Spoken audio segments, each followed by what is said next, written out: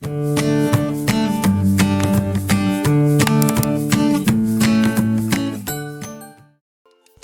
we're going to learn how rain happens.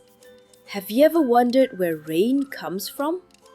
Let's find out together.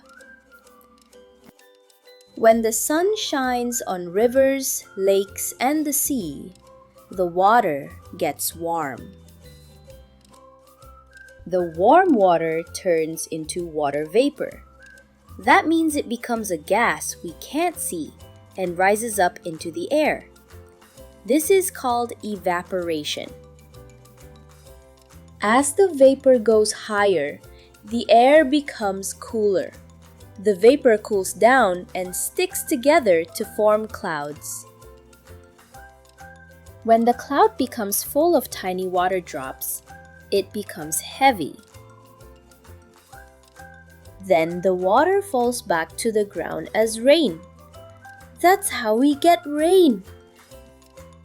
This whole process is called the water cycle. Water keeps going round and round.